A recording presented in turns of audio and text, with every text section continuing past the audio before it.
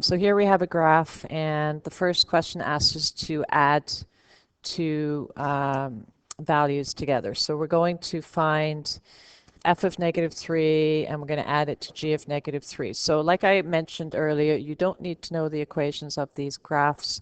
All you have to do is look on the graph and find these values. So if I was looking for f of -3, f is the linear equation. So I'll just go over to -3, and then I'll go down to the line, and I see it has a value of -1. And then I'll do the same for g of -3. G is the parabola. So we'll go over to -3, down to the parabola, and it has a value of -5, and then we can just add those two numbers together. So you don't need to know any of those equations to answer that question. Just going to fix the screen for a minute.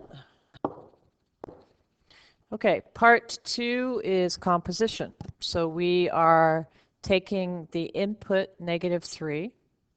We're inputting that into the function f of x, and that will produce a y value, an output, and then that will become the input or the x value for the outside function, which is g of x.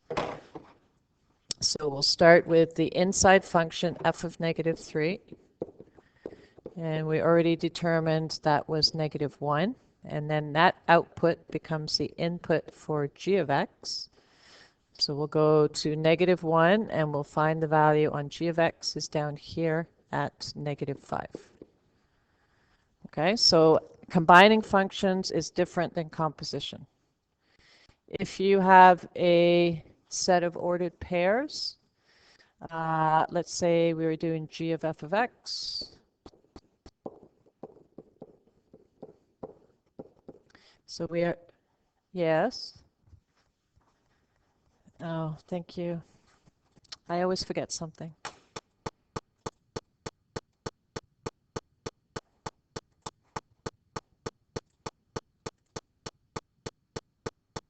Okay.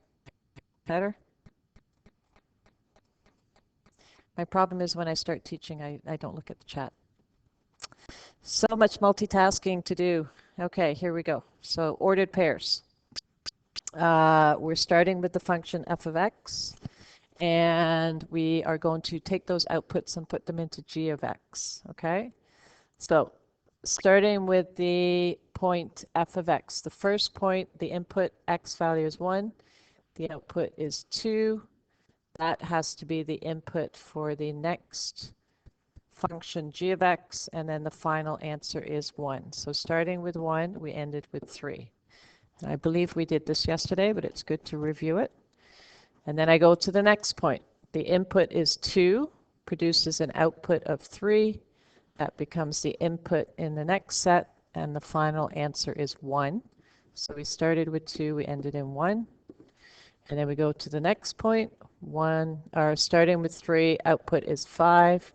When I look at g of x, there is no ordered pair that starts with 5, so we're not using that point. Then I go to the next point, which output is 7. Again, when I look at g of x, I don't see a point that starts with 7, so I'm not using that point. Okay? If I go the other way, so the next question wants me to do f of g of x. So let's erase this. So now we're starting with g of x. So we start with the first point. So this is g of x here. The first point starts with 1. Output is 4. There's an input of 4. Final answer is 7. So starting with 1, ending in 7. Then I go to the next point. Output is 3. I see a 3 here. So starting with 2, ending in 5. And I go to the last point, which output 1. I see a 1 there. So starting with 3, ending in 2. Okay, so that's order matters, right? It matters which set you start with. So let's do D, G of the inverse of G.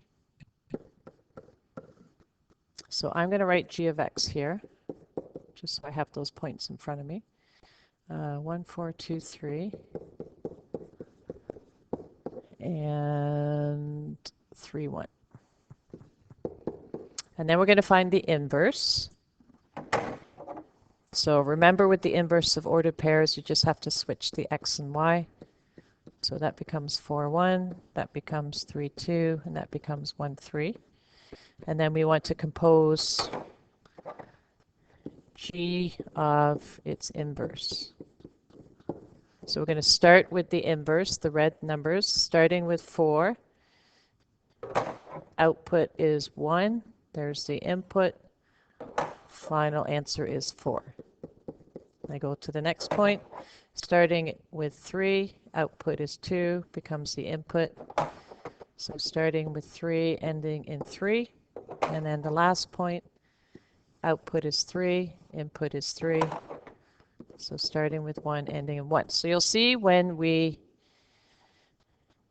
compose a function and its inverse, we end with what we started with, right? Because we've inversed the point, so we have kind of switched that path. So whatever we start with, we end in, because that connecting point has been reversed. Okay, and to make it a little bit more sense when we do it with an equation. All right, so let's say we have some equations. So you have graphs, you have ordered pairs, and you have equations. So the first question wants me to do f of h of x. So that is saying, take the function h of x, which is this, and substitute it into f of x for the x. Okay, so this would equal 2, and then we're going to replace that x with the equation h of x. And then all we have to do is simplify it. So any brackets need to be expanded, and then we will collect like terms. And then that's all you can do. You can't solve it because it's not equal to anything. So all you can do is simplify it. Okay. The next one is g of f of x.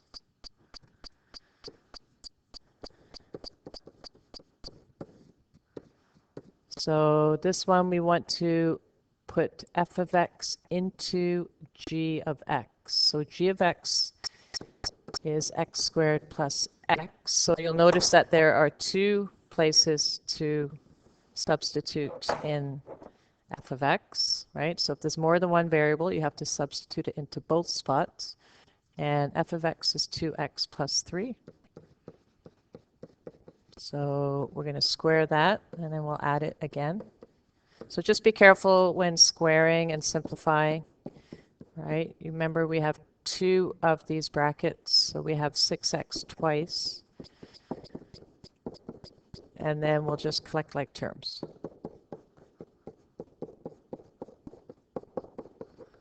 Right? So it's just a matter of simplifying and collecting like terms.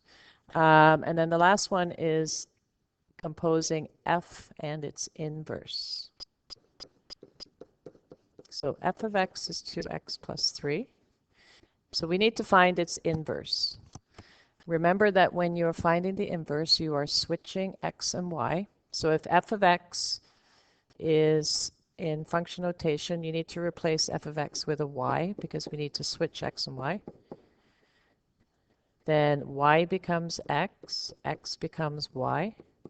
And now we're going to isolate for y, so we'll move the 3 and divide by 2. So remember, order matters, right? We're going to inverse the operations, but we have to do it in the correct order. So there is the inverse function, x minus 3 over 2. So now we want to compose f of x with its inverse. So 2x plus 3, we're going to put in the inverse.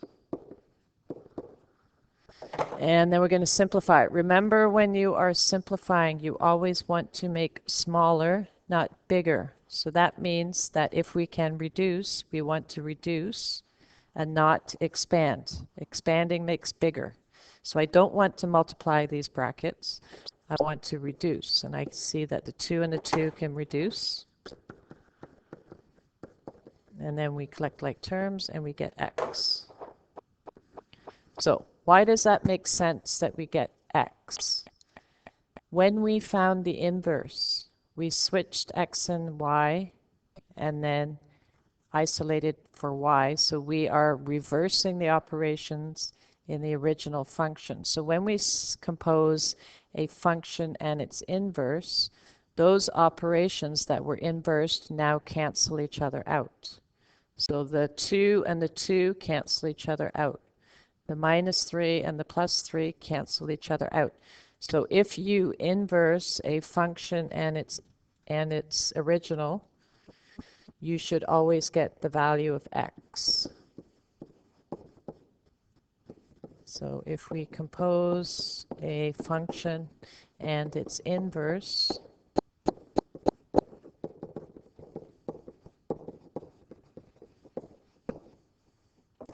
the result should always be x.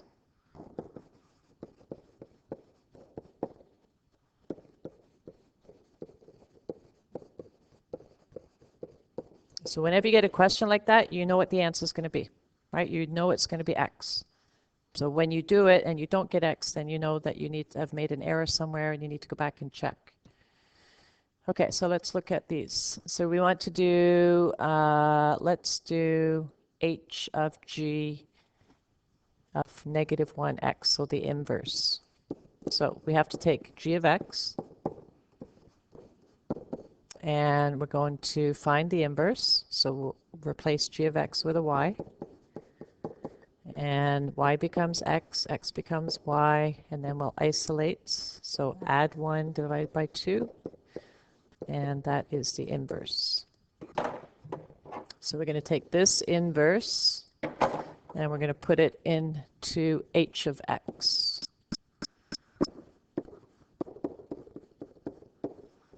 So h of x is x squared plus 1. So we're going to replace the x with x plus 1 over 2, and then we have to simplify. So one thing I can do to simplify is expand. So in the numerator, I have x plus 1 squared. And in the denominator, I have 2 squared is 4. And then you would be expected to collect those terms together. So it's not wrong like this, but generally we like to have one rational expression. So I'm going to change the 1 to 4 over 4. So everything is over 4, and we would have x squared plus 2x, and then 1 plus 4 is 5. Okay, so that's what we would expect to simplify. Expand any brackets and collect all the terms together. Okay, let's see if we do the C question. Let's see if our theory is true. Again, we want to compose f of x and its inverse. So f of x is root x plus 3. So we'll replace that with a y. Y becomes x, x becomes y. Now we have to isolate for y. So the first thing we have to do, and remember I said order matters, the square root has to go first, not the 3. The 3 is inside the square root, so that has to go last. So in order to square a square root to eliminate it, we have to do the same to the other side. And then we will subtract 3 to get the inverse. Okay, so order does matter when you're doing the inverse, so don't get lazy and just reverse the operations and do it out of order. Okay, then we have to put it back into the original function, and we think that we should get an x. So it's going to be root, and then x is going to be replaced by x squared minus 3. Then we're going to simplify. Well, minus 3 plus 3 is 0. So now we have square root of x squared. The square root and the square cancel each other out, and we get x, which is what we thought we would get. Okay, so that confirms that when we compose a function and its inverse, we get x. All right. Some of them will be rational expressions. So nothing different. We just have to work with some rational expressions and simplifying those.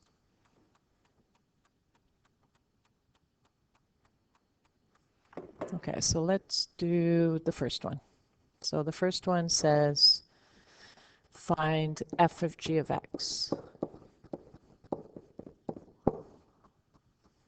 Okay, so that means we are going to substitute g of x, this rational expression here, into that x there.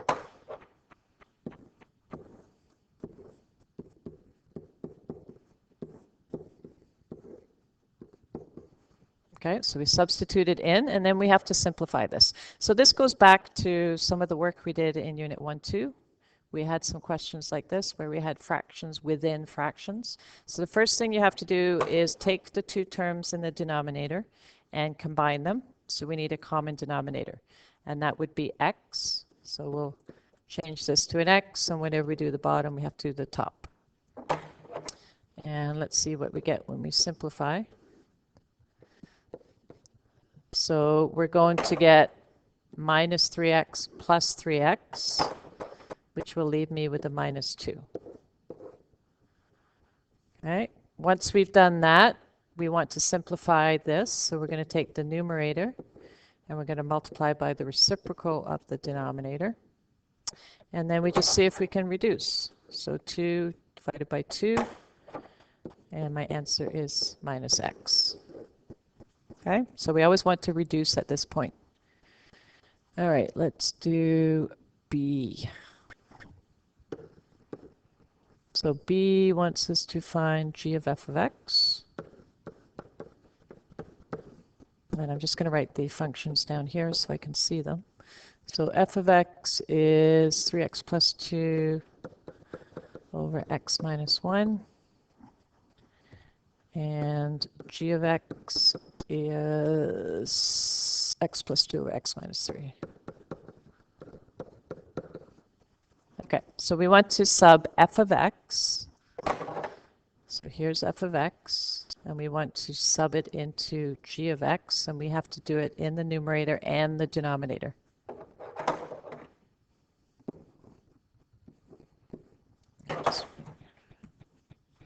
Okay, so this equals, so in the numerator, plus 2, and in the denominator, minus 3.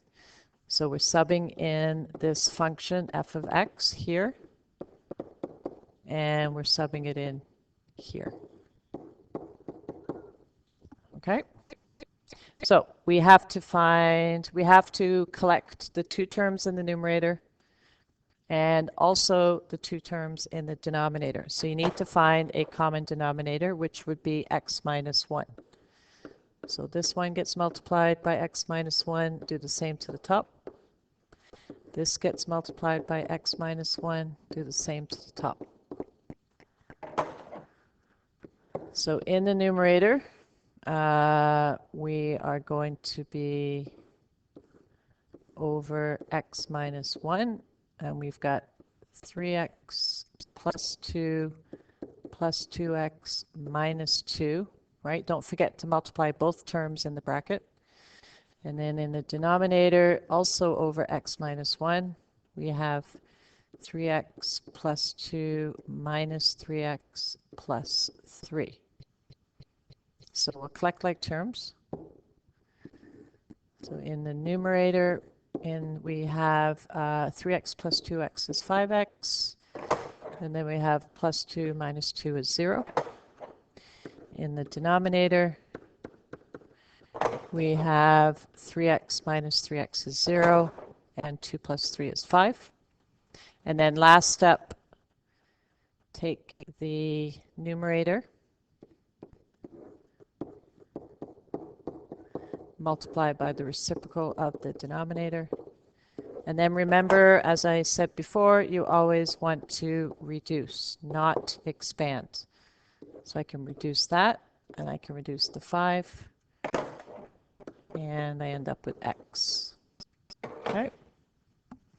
So very similar to what we did in Unit 1-2, where we were doing function notation. We had some similar questions like that. Okay, this one is just a word problem. I can't remember if it's from the review or if it's from the textbook. So they give you a formula for the radius of a circle in terms of its circumference. Okay, so they're saying the radius is equal to c over 2 pi. How did they get that? Well, you know that the circumference is 2 pi r, so all they did was isolate for r, right? That's all that is. So it's radius in terms of circumference. And then they also give you a formula for area in terms of radius. So the area of a circle is pi r squared. And they want you to find area in terms of circumference. So A of R of C. So this formula for area, they don't want it with an R in it, they want it with a C. So they want you to sub R of C into A. So we're going to sub this into the formula for area. So it would be pi, and then we're going to replace the R with C over 2 pi, and then that will be squared. And then we just have to simplify.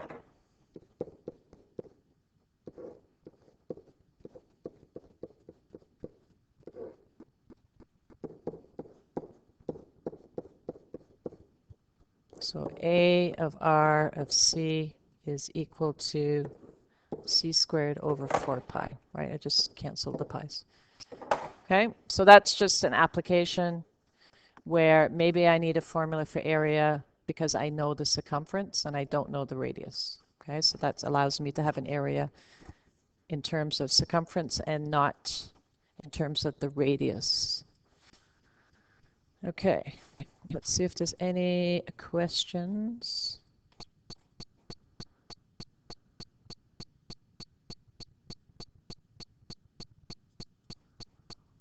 Okay, I don't see any questions. I'm just going to mute for a quick second and do the attendance.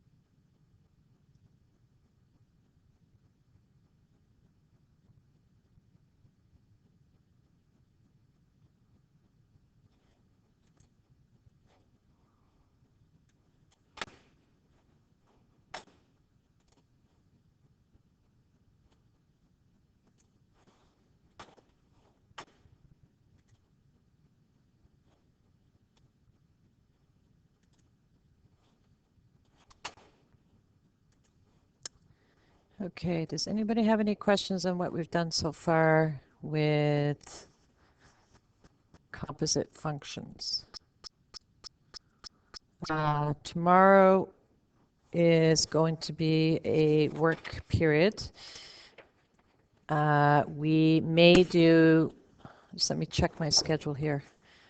I try to keep everything on track, but I have a morning grade 12 class, and that's split into cohorts, so they're at different spots. And then I have you guys who are also at a different spot, and it's trying to keep track of who is where. So this class